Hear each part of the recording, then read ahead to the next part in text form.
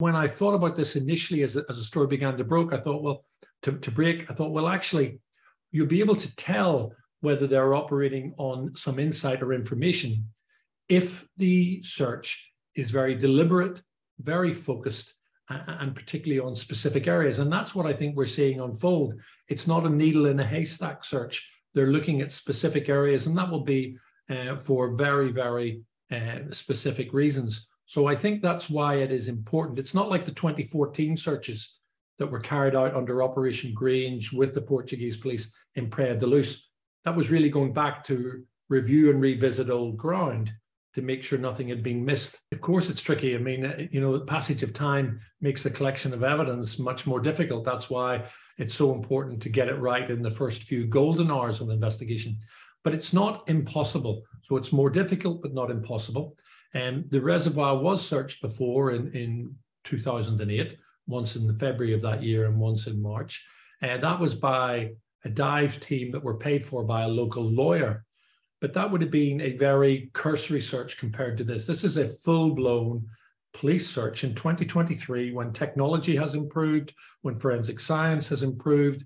And as I've said, I think it's very deliberate and specific. So they will be marking out the search areas. They will be using modern techniques. And so I think it's possible because here's the thing. It is extremely difficult to get rid of a human body. Even once it's decomposed, getting rid of all of the bone fragments is extremely difficult. And a minuscule fragment of bone will provide sufficient for a DNA analysis and profile. I think the German authorities obviously know more than they're saying. They wouldn't be carrying out the investigation in the way that they are, at the pace that they are, if they didn't have something in the background that we, the public, don't know about. So I think it's for them to decide what next. But I think we should be heartened by the fact that they're moving at pace.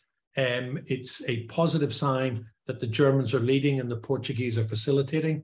I think the involvement of New Scotland Yard in a role, even as observers, is really important. What we're seeing here is a much better working relationship between the key police agencies involved.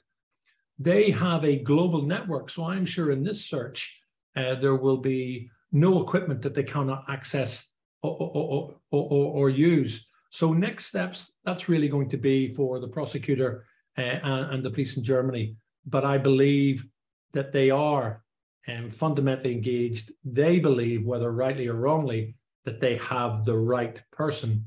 And there's no doubt, if you take an independent look at that, the circumstantial evidence is very strong.